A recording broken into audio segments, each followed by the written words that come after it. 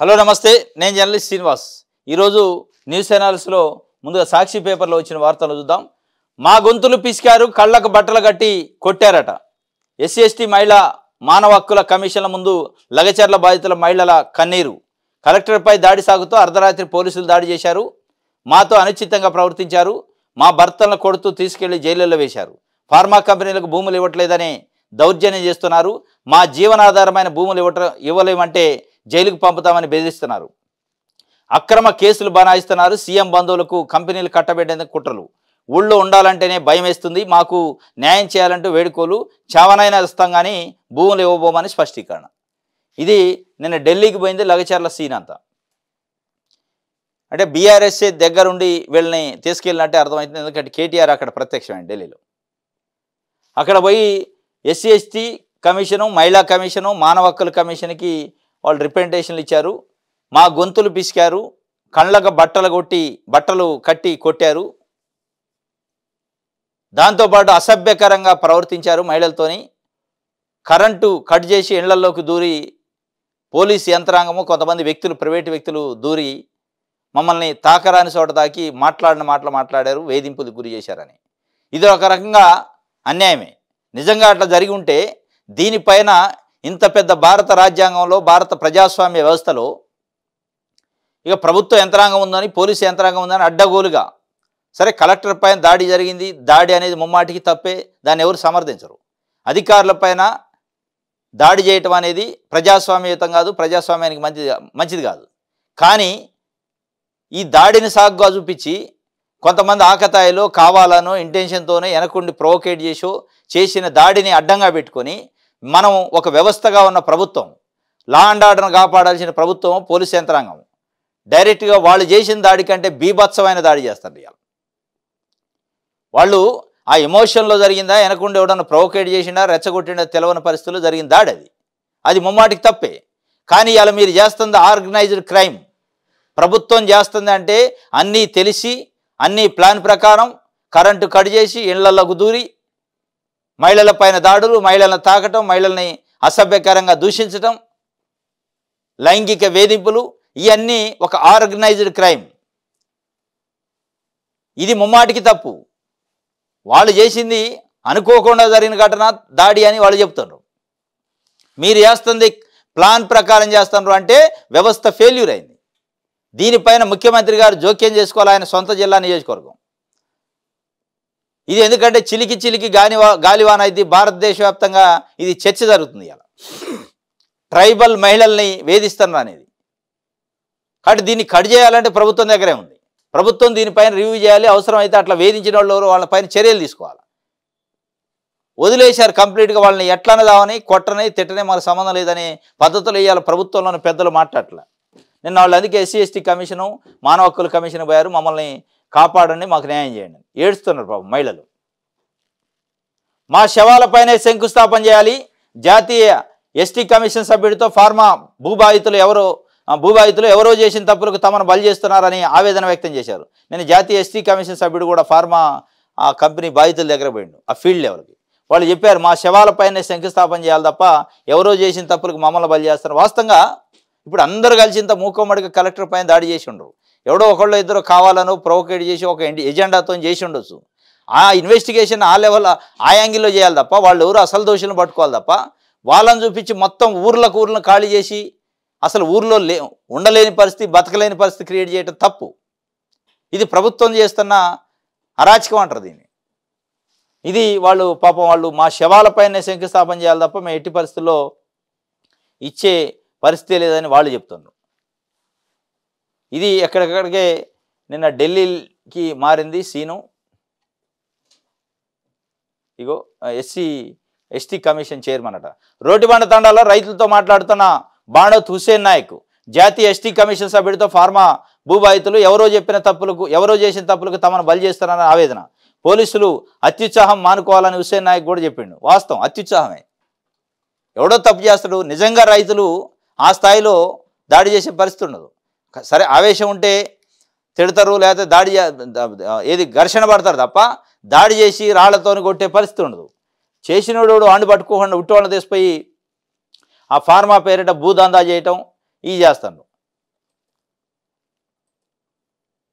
మంచి చేస్తాడని రేవంత్ ఓటేసినామని అక్కడ పాపం చెప్తున్నారు. మాకు మంచి చేస్తాడని రేవంత్ రెడ్డికి ఓటేసినాం కానీ మమ్మల్ని రోడ్డు మీద కూర్చొనేలా చేసిండు. మేము చావడానికైనా సిద్ధం కానీ గుంటెడు భూమి కూడా ఇవ్వం. మా దగ్గరకు వస్తే బాగుండదు. 9 నెలల నుంచి దీనిపై కొట్లాడుతున్నాం. ఎన్నో మార్లు కలెక్టర్ లేఖలు ఇచ్చి కాళ్ళ మీద పడ్డాం. ఎంతోమందిని వేడుకున్నాం. అప్పుడు ముఖ్యమంత్రి అయినా ఆయన అన్న తిరుపతి రెడ్డికి అయినా రాలేదు. అప్పుడు ముఖ్యమంత్రి అయినా ఆయన అన్న తిరుపతి రెడ్డి అయినా రాలేదు. కానీ ఇప్పుడు సీఎం 500 మంది పోలీసు వాళ్ళను పంపి మా గొంతు పిసుకుతాడా, మా ఆడోళ్ళ మీద దాడి చేస్తావా, ఇదేనా మీ తీరు? మా కొడంగల్ ముఖ్యమంత్రిని అనుకుంటే పూర్తిగా కొడంగల్ పేరునే ఖరాబు చేశావు. అరెస్ట్ అయిన మా పిల్లలను బయటకు తేవాలి, మా భూముల జోలికి రావద్దు అని గిరిజన మహిళ కృష్ణాబాయి డిమాండ్ చేసింది. ఇది మా కొడంగల్ బిడ్డ మా నియోజకవర్గం నుంచి ముఖ్యమంత్రి ఉండని మేము సంతోషిస్తే మమ్మల్ని రోడ్డు మీద కూర్చోబెట్టే పరిస్థితి ఇచ్చినావు. మాకు అన్యాయం చేస్తాను, మా నోట్లో మట్టి కొట్టును నువ్వు మీ అన్న తిరుపతి రెడ్డి కలిసి అని ముఖ్యమంత్రినే డైరెక్ట్గా అడుగుతున్నావు. మా పిల్లల్ని అరెస్ట్ చేసి ఎక్కడ పెట్టారు, వదిలిపెట్టండి అని కూడా అడుగుతున్న పరిస్థితి. గిరిజనుల భూములు ఎందుకు గుంజుకుంటున్నారని జ్యోతి అనే మహిళ అడుగుతుంది. ఆ భూములు మా ముత్తాతల నుంచి మాకు వచ్చాయి, అవన్నీ పట్టా భూములే, వాటిని గుంజుకుందామని ఎందుకు ప్రయత్నిస్తున్నారు? మంచిగా పండే పంట పొలాలను లాక్కోవాలని ప్రభుత్వం చూస్తుంది. అక్కడ ఫార్మా కంపెనీ వద్దని చెబుతున్నా వినడం లేదు. చావనానే వస్తాం భూములు ఇవ్వము. తనపై దాడి జరగలేదని స్వయంగా కలెక్టరే చెబుతున్నా రైతులపై ఎందుకు కేసులు పెడుతున్నారు? గిరిజనుల భూములు ఎందుకు ఇవ్వమని అంటున్నారు? బెదిరించి సంతకాలు తీసుకుంటున్నారు. కలెక్టరు ఊళ్ళోకి వస్తే 2 పోలీసులు కూడా రాలేదు. కానీ ముఖ్యమంత్రి అన్న తిరుపతి రెడ్డి వస్తే 2 బస్సులు పోలీసులు ఎందుకు వచ్చారు? తిరుపతి రెడ్డి వచ్చి భూములు ఇవ్వకుంటే బాగుండదని ఆడవాళ్ళని బెదిరిస్తున్నారు. కలెక్టర్పై దాడి జరిగిందని చెబుతూ తాగొచ్చి ఆడపిల్లలు అని కూడా చూడకుండా తప్పుగా ప్రవర్తించారు. మహిళలను తప్పుగా ప్రవర్తించిన పోలీసులపై చర్యలు తీసుకోవాలి. జైల్లో ఉన్న నా భర్తను విపరీతంగా కొట్టారు. ఆయన్ను కొట్టిన వారందరిపై కఠిన చర్యలు తీసుకోవాలని 9 నెలల గర్భిణి జ్యోతి విజ్ఞప్తి చేశారు. ఇది కలెక్టర్ వస్తేనే 2 పోలీసులు కానిస్టేబుల్ వచ్చారట. తిరుపతి రెడ్డి వస్తే 1 బస్సు 2 బస్సుల నుండి వచ్చారట. అంటే మరి తిరుపతి రెడ్డి కలెక్టరా లేదంటే అసలు కలెక్టరా? ఎవరికి మీరు ప్రోటోకాల్ ఇస్తున్నారు, రక్షణ ఇస్తున్నారు? అంటే ఏంది దీని ఉద్దేశం? కలెక్టర్ పైన దాడి జరిగిందని మీడియాలో స్క్రోలింగ్ చేస్తే నా పైన దాడి జరగలేదు అని ఆయన స్వయంగా ఒక స్టేట్మెంట్ ఇచ్చిండు. ఆడియోస్ ఉన్నాయి, వీడియోలు ఉన్నాయి. వెంటనే మళ్ళా నెక్స్ట్ డే దాడి జరిగిన వాళ్ళపైన చర్యలు తీసుకోవాలని ముఖ్యమంత్రి మంత్రులు గగ్గోలు పెట్టారు. దాడే జరగలేదని కలెక్టర్ చెబుతుండే దాడి చేసిన వాళ్ళపైన చర్యలు తీసుకోవాలని వీళ్ళు చెప్తున్నారు. అంటే దాడి జరగలేదంటున్న కలెక్టర్ని తప్పుదోవ పట్టించారు, దాడి జరిగిందని క్రియేట్ చేశారు. ఈ దాడి పేరుతోని భూములు గుంజుకునే కార్యక్రమం. ఎందుకు ఇదంతా అంటే ఆడ దాడి జరిగిన ఆయన కన్విన్స్ అయ్యిండు, నా పైన దాడి ఏం జరగలేదు, వాళ్ళు ఏదో మాట్లాడారని చెప్పిండు. కానీ దాన్ని దాడిగా కన్వర్షన్ చేసుకొని ఈ దాడి పేరుతోని ఆ భూముల్ని బలవంతంగా గుంజే కార్యక్రమం. ఆ దాడిని భయపెట్టి ఎవడైతే ఎదురు తిరుగుతుండో ఇవ్వనంటుండో వాళ్ళందరినీ జైలుకు పంపి ఆడవాళ్ళు ఏమంటారు కాబట్టి వాళ్ళ దగ్గర భూములు గుంజుకునే సంతకాలు చేయించుకునే కార్యక్రమం. ఇది ఒక రకంగా ప్రభుత్వం చేస్తున్న క్రైమ్. రాహుల్ కొడంగల్ పోరాటంపై గొంతెత్తు. లగచర్లో మీ ప్రభుత్వం చేస్తున్న దౌర్జన్యం రాజ్యాంగ రక్షకుడు అయిన నీకు కనిపించట్లేదా అని కేటీఆర్ అడుగుతుండు. ఇటు అటు వాళ్ళని కూర్చోబెట్టిండు బాధితుల్ని. రేవంత్ ప్రభుత్వం అరాచకాల పార్లమెంట్లో లేవనెత్తాం. ప్రధాని మోదీ ఈ అంశాన్ని సీరియస్గా పరిగణించాలి. రాష్ట్రంలో ప్రభుత్వాన్ని అస్థిరపరిచే ఉద్దేశమే లేదు. రేవంత్ సీఎంగా ఉంటేనే ఆ తర్వాత బీఆర్ఎస్ 15 ఏళ్ళు అధికారంలో ఉంటుంది అని చెప్తుంటే రాహుల్ గాంధీని అడుగుతుండే కేటీఆర్. రాహుల్ కొడంగల్ పోరాటం పైన గొంతెత్తు, మీరు రాజ్యాంగ పరిరక్షకులు కదా, రాజ్యాంగం ప్రకారం ప్రజలకు అన్యాయం జరుగుతుంది, మాట్లాడండి, మీ ప్రభుత్వం దౌర్జన్యం చేస్తుంది అని అడుగుతుండే. ఆయన ఎందుకు మాట్లాడతారు? పరీక్షల వేళ ఫీజులు పేచి ఫీజు రీయింబర్స్మెంట్ కోసం ప్రైవేట్ డిగ్రీ కాలేజీలు పట్టట. మరోసారి యాజమాన్యాల ఆందోళన బాట. ఇంతకుముందే దసరా తర్వాత 4 రోజులు కాలేజీలు మూత. వారంలో ఫీజులు చెల్లిస్తామన్న సర్కారు హామీతో తెరిచిన తీరు నెలైనా ఇవ్వకపోవడంతో డిగ్రీ సెమిస్టర్ పరీక్షల బహిష్కరణ నిర్ణయం. ఇది రాష్ట్ర వ్యాప్తంగా ప్రైవేటు డిగ్రీ కాలేజీలు మళ్ళీ ఆందోళనకు దిగుతున్నాయట. పలు యూనివర్సిటీల పరిధిలో జరగాల్సిన డిగ్రీ సెమిస్టర్ పరీక్షలను బహిష్కరించాలని నిర్ణయించారట. ఫీజు రీయింబర్స్మెంట్ బకాయిలు చెల్లించే వరకు ఆందోళన కొనసాగాలని భావిస్తున్నారు. ఫీజు రీయింబర్స్మెంట్ కోసం ఇంతకుముందే గత నెల అంటే అక్టోబర్ 14 నుంచి 4 రోజుల పాటు ప్రైవేటు కాలేజీల యాజమాన్యాలు మూసేసి 17వ తేదీన విద్యాశాఖ ముఖ్య కార్యదర్శి బుర్రా వెంకటేశం కాలేజీ యాజమాన్యాల ప్రతినిధులతో చర్చలు జరిపారు. వారంలో బకాయిలు చెల్లిస్తామని ఆయన హామీ ఇవ్వడంతో ఆందోళన విరమిస్తున్నట్టు యాజమాన్యాలు ప్రకటించాయి. కానీ ఆ హామీ ఇప్పటికీ నెరవేరలేదని, దీంతో పరీక్షలు బహిష్కరించాలని నిర్ణయం తీసుకున్నట్టు ప్రైవేటు డిగ్రీ పీజీ కాలేజీల సంఘం ప్రతినిధులు తెలిపారు. ఉస్మానియా యూనివర్సిటీ పరిధిలో మంగళవారం నుంచి, కాకతీయ యూనివర్సిటీ పరిధిలో ఈ నెల 21 నుంచి డిగ్రీ సెమిస్టర్ పరీక్షలు జరగాల్సి ఉంది. ఇలాంటి సమయంలో ప్రభుత్వ నిర్లక్ష్యము, కాలేజీల తీరుపై విద్యార్థులు ఆందోళన వ్యక్తం చేస్తున్నారు. ఇది ప్రజాపాలన, ఇందిరమ్మ పాలన. పిల్లలు చదువుకునే చదువుకు సంబంధించి ఫీజు రీయింబర్స్మెంట్ ఇచ్చే దిక్కు లేదు. వాళ్ళు అక్టోబర్లో 14వ తారీఖు నుంచి 4 రోజుల పాటు కాలేజీలు మొత్తం బహిష్కరించారు. కాలేజీలు లాక్డౌన్ చేశారు. చేస్తే బుర్రా వెంకటేశం ఎడ్యుకేషన్ సెక్రటరీ పిలిచి మాట్లాడిండట. మీకు 4 రోజుల్లో వేస్తాం అన్నాడు. 4 రోజులు పోయింది, 4 వారాలు అయినాయి, ఇంతవరకు ఆ పైసలు వేయలే. ఇప్పుడు డిగ్రీ సెమిస్టర్ పరీక్షలు ఉన్నాయి. ఉస్మానియా యూనివర్సిటీ, కాకతీయ యూనివర్సిటీ పిల్లల కాల్ టికెట్ ఇట్లే మొత్తం బహిష్కరిస్తున్నారు. అంటే చదువు పైన, విద్యా వ్యవస్థ పైన ప్రభుత్వానికి ఎంత కమిట్మెంట్ ఉంది, చిత్తశుద్ధి అనేది స్పష్టంగా కనపడుతుంది. ఏం లేదు, చదువు పైన లేదు, విద్యా వ్యవస్థ పైన లేదు. ఉన్నదాల్లో ఏముంది, ఫోర్త్ సిటీకి భూములు గుంజుకోవటం, ఫార్మా సిటీ దానికి భూములు గుంజుకోవటం, వాళ్ళని వేధించడం, పోలీస్ స్టేషన్లో పెట్టడం, దీనిపైనే ధ్యాస ఉంది. సంచులు నింపుకునే కార్యక్రమం ఉంది తప్ప పేద పిల్లలు చదువుకునే చదువుకు సంబంధించి వాళ్ళపైన ధ్యాస లేదు. ఇది పరీక్షలు ఉన్నాయి, ఫీజులు పేజీతో వాళ్ళు మొత్తానికి లాక్డౌన్ పెడతారు. 2 నెలల తర్వాతే ఉద్యోగ నోటిఫికేషన్లట. ఎస్సీ ఎస్టీ వర్గీకరణ తర్వాతే కొలువుల భర్తీకి సర్కారు నేను. జాబ్ క్యాలెండర్ను నమ్ముకున్న అభ్యర్థుల్లో ఆందోళన. ఏడుంది జాబ్ క్యాలెండర్? అది నమ్మే జాబ్ క్యాలెండరా? మొన్న ఉట్టిదే ఇదంతా. 2 నెలల తర్వాత అట 2, 5, 4, 5 ఎవడు తెలుసు, దేవుడు తెలవాలి. ఇగో ఎస్సీ ఎస్టీ వర్గీకరణ తర్వాతే కొలువుల భర్తీకి సర్కారు నేను. ఇక దాన్ని సాకుగా చూపించారు. నిలిచిన నోటిఫికేషన్లు. ఇది ఆ కమిషన్ ఎప్పుడు రిపోర్ట్ ఇవ్వాలి, ఆ కమిషన్ రిపోర్ట్ తర్వాత ఏకసభ్య కమిషన్ వేశారు. వర్గీకరణ ఇప్పుడు కావాలి, వర్గీకరణ అయిన తర్వాత ఇక దీన్ని చూపిస్తారు. సంవత్సరంలో 2 లక్షల ఉద్యోగాలను ఎందుకు భర్తీ చేయలేదంటే ఎస్సీ ఎస్టీ వర్గీకరణ ఉంది కాబట్టి చేయలే. ఇది ఒక 2 ఏళ్ళలో సంవత్సరం గడుపుతారు. ఇక తర్వాత ఎలక్షన్ మళ్ళీ 3 వస్తుంది. ఎలక్షన్ టైంలో మళ్ళీ ఏదో ఒకటి చేస్తారు. రైట్, ఇది సాక్షికి సంబంధించి. వెలుగు చూద్దాం. మోదీ హైదరాబాద్కి రా, సంక్షేమం చూపిస్తా, లేదంటే మీ కమిటీనైనా పంపండి, వాళ్ళ విమాన ఖర్చులు నేనే భరిస్తా. తెలంగాణలో గ్యారెంటీలను సక్సెస్ఫుల్గా అమలు చేస్తున్నాం. 11 ఏళ్ల మోడీ పాలనలో ఒక్క సక్సెస్ స్టోరీ కూడా లేదు. ముంబైని విద్రోహులకు అడ్డాగా మార్చారు. మహారాష్ట్రలో రైతుల సూసైడ్పై మోదీ ఎందుకు మాట్లాడరని ఫైరు. సెక్రటరియట్లో కూర్చోబెట్టి స్కీమ్స్పై వివరిస్తాం అని సీఎం రేవంత్ రెడ్డి మోడీకి చెబుతుండు. మోడీ హైదరాబాద్కి రా, సంక్షేమం చూపిస్తా అని. హైదరాబాద్కి ఆయన రావడం ఎందుకు, ఇక్కడ వాళ్ళో చూపించండి. తెలంగాణలో 4 కోట్ల మంది ప్రజలకి నిజంగా మీరు చేసిన సంక్షేమం చూపించండి. నిజంగా మీరు అన్న హామీల ప్రకారం 6 గ్యారెంటీలు అమలైనయా? మీ 6 గ్యారెంటీల్లో వృద్ధులకి, వికలాంగులకి ఇస్తానన్న పెన్షన్ 4,000 చేశారా? రైతు భరోసా 15,000 ఎకరానికి ఇస్తానని ఇచ్చారా? మహిళలకు 2,500 రూపాయలు ప్రతి నెల ఇస్తానని ఇచ్చారా? పిల్లలకు ఫీజు రీయింబర్స్మెంట్ 6,000 కోట్లు బకాయింది ఇచ్చారా? మీరన్న 317 జీవో పైన 48 గంటల్లో అధికారంలోకి వస్తే తీసేస్తామన్నారు, తీసేశారా? ఇట్లా మాట్లాడుకుంటూ పోతే వందల సమస్యలు ఉన్నాయి. మీరు మళ్ళీ మోడీ రావాలి ఢిల్లీ నుంచి దీన్ని చూడటానికి. ఒట్లేసి రుణమాఫీ చేస్తానండి, చేశారా? పూర్తయిందా? మామ అనిపించే కార్యక్రమం తప్ప పూర్తయిందా? 2 లక్షల ఉద్యోగాలు 1 సంవత్సరంలో భర్తీ చేస్తానని హామీ ఇచ్చారు, చేశారా? 50 ఏళ్ళు చేతి. దాన్ని చూడటానికి మోడీ ఢిల్లీ నుంచి రావాలన్నా, కమిటీ రావాలన్నా? ఇక్కడ జనాలు సరిపోరా? ఇక్కడ నువ్వు మోడీకి కాదు సమానం చెప్పాల్సింది. మీ కోట్లేసి అధికారంలోకి తీసుకొచ్చిన ప్రజలకు చెప్పండి సమానం. మీ కోట్లేసి ముఖ్యమంత్రి చేసిన తెలంగాణ సమాజానికి మీరు సమానం చెప్పాలా? ఎస్, మేము అన్నది ఏంది, మేము చేసింది ఏంది, ఎన్ని చేసినా ఎన్ని చేయాలా? 100 రోజుల్లో 6 గ్యారెంటీలు అమలు అన్నాం, ఇవాళ 365 రోజులు అవుతుంది. ఇగో మేము 6 గ్యారెంటీలు అమలు చేసి చూపించినాం, 1, 2, 3 అని చెప్పండి. చెప్తారా మీరు? ఉందా అవకాశం? ఎక్కడనో ఉన్న మోడీ కావాలా? ఇవన్నీ పొలిటికల్ డైలాగులకి, ప్రతిపక్షంలో ఉన్నవాడు మాట్లాడే మాటలకే పనికి వస్తాయి. మీరు అధికారంలో ఉన్నారు ఇవాళ. ఇగో ఆయన అంటాడు, మీరే ఇటలీ గులాములు. సీఎం రేవంత్ రెడ్డిపై కేంద్ర మంత్రి కిషన్ రెడ్డి ఫైరు. ఇక అయితుడు కదా, నిన్న మనం అనుకుందేనే. రేవంత్ రెడ్డి ఏమన్నాడు? గుజరాత్ గులాం కిషన్ రెడ్డి అంటే. గుజరాత్ గులాం అంటే ఆయన ఏమంటాడు? ఇటలీ గులాం అంటాడు. సహజం కదా అది. ఈ గులాముల గురించి ఒకళ్ళ గులాములు ఒకళ్ళు చెప్పుకోవడం తప్ప ప్రజలకు గులాంగిరి చేయట్లే మీరు. మీరు ఎవడు కూడా, ఏ పార్టీ నాయకుడు కూడా ప్రజలకు కాదు మీరు గులాం మీ అధిష్టానాలకు గులాం చేస్తున్నారు. అది గుజరాత్ గులామా, లేదా ఇటలీ గులామా, ఢిల్లీ గులామా పక్కన పెడితే ఇవాళ తెలంగాణ సమాజానికి గులాంగిరి చేయాలి మీరు.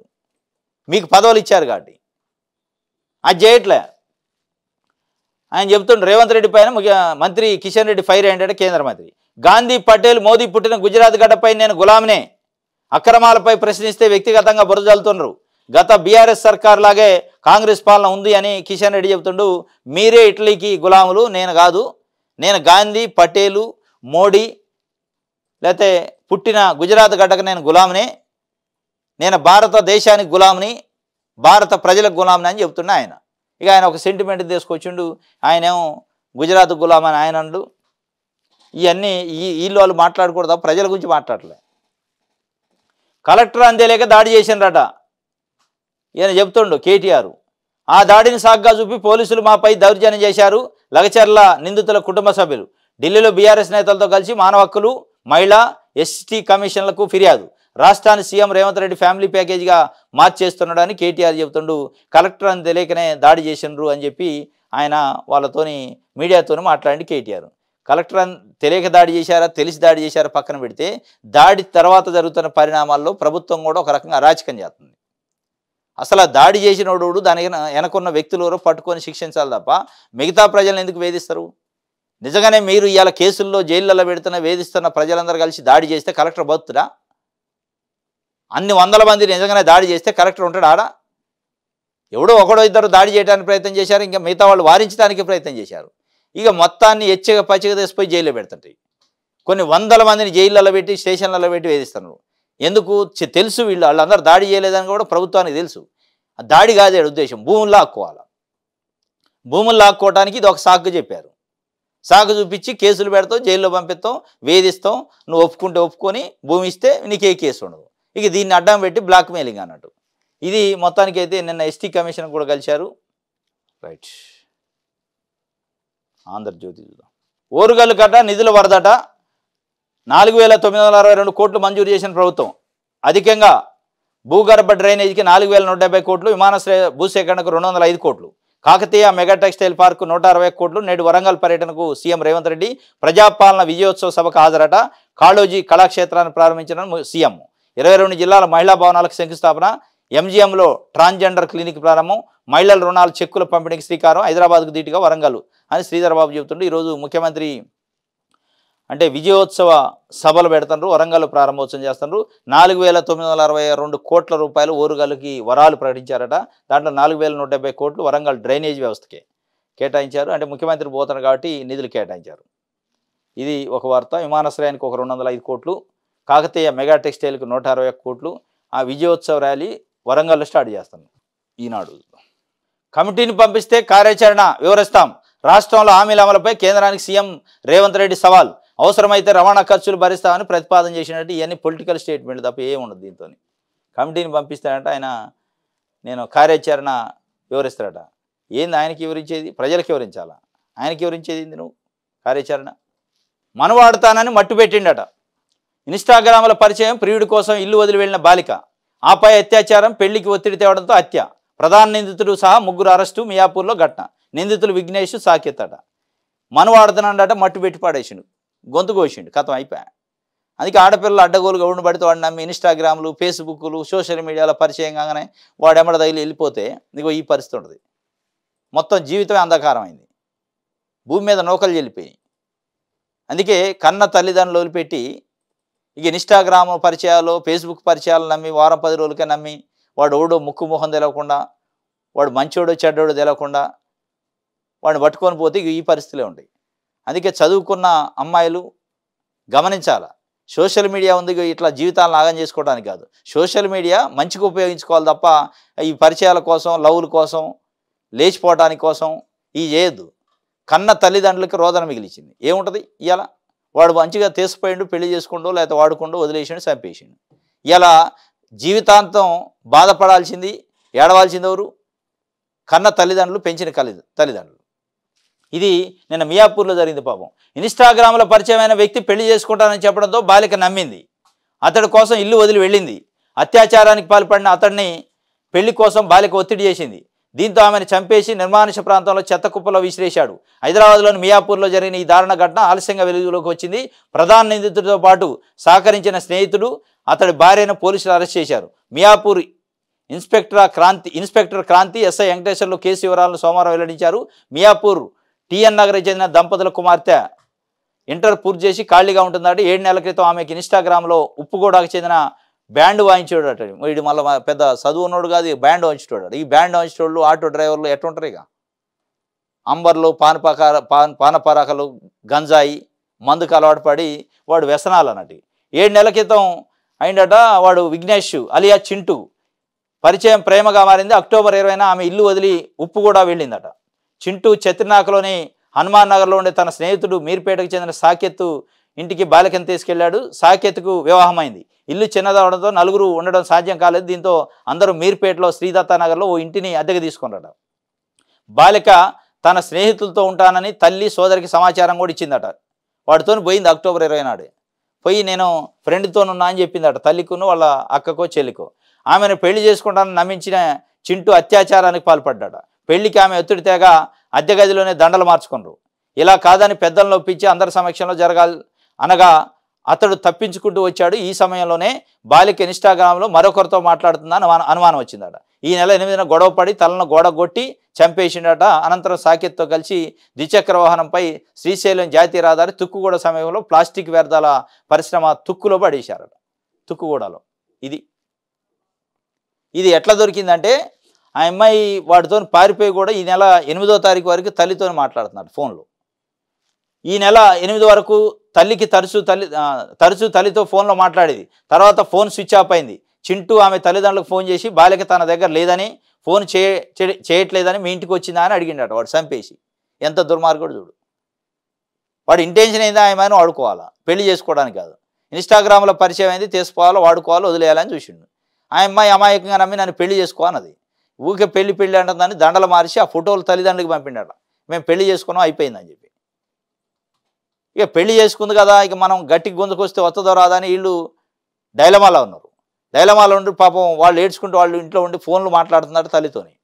చివరికి ఈ నెల 8 నుంచి స్విచ్ ఆఫ్ అయిందని వాళ్ళు కంగారు పడుతున్నారు. ఈడే ఫోన్ చేసి చంపినోడే మీ అమ్మాయి నా దగ్గర లేదు, వెళ్ళిపోయింది, మీ ఇంటికి ఏమైనా వచ్చిందా అని చెప్పిండు. చంపేసిండు.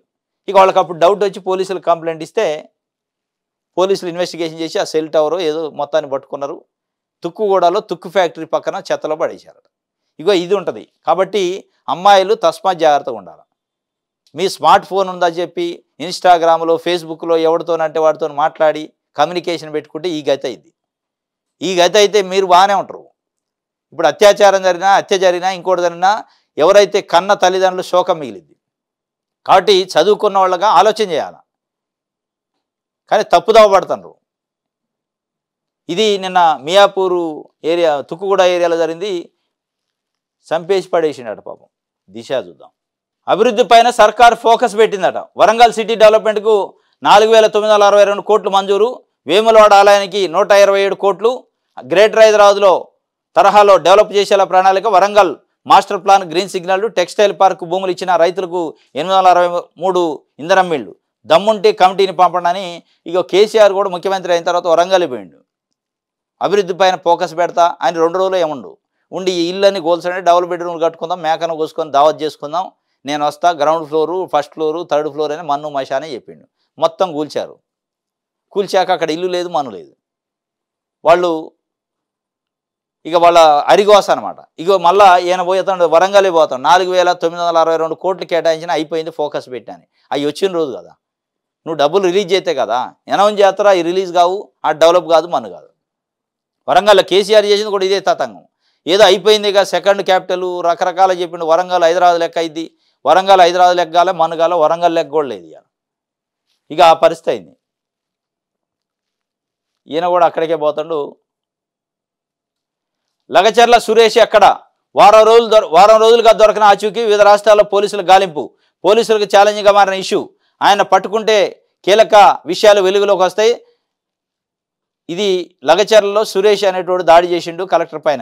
ఇంతవరకు దొరకలేదట. వారం రోజులైంది. ప్రభుత్వం సురేష్ని ఎతకట్లే. ఎవడెవడు భూములు ఇట్లేదో వాళ్ళని పట్టుకొచ్చి కూర్చోబెట్టి సంతకాలు పెట్టుకునే కార్యక్రమం చేస్తున్నారు. అసలు దాడి చేసిన సురేష్ని వదిలిపెట్టారు. దాడి చేసిన సురేష్ని వదిలేసి భూములు ఎవరెవరు ఇట్లేదు, ఎవరెవరు భూములు మనకు కావాలి వాళ్ళని పిలుచుకొని కేసు పెడతాం, లోపటేస్తాం, సంతకం పెట్టు, లేదా మీ భార్యలను వేధిస్తాం, మీ పిల్లల్ని వేధిస్తాం. ఇగో ఈ తతంగం నడుతుంది. కాబట్టే సురేష్ దొరకడా వారం రోజులకు కూడా కలెక్టర్ పైన దాడి చేసి తప్పించుకొని పోలేతరా. వితిన్ 24 అవర్స్లో పట్టుకున్న చరిత్ర ఉంది మన పోలీసులకి. ఇంతకంటే పెద్ద పెద్ద మర్డర్లకి, ఇంతకంటే పెద్ద పెద్ద విషయాలలో వితిన్ 24 అవర్స్లో పట్టుకొచ్చి స్టేషన్లో కూర్చోబెట్టిన దాఖలాలు ఉన్నాయి. ఇవాళ ఎందుకు దొరకడు?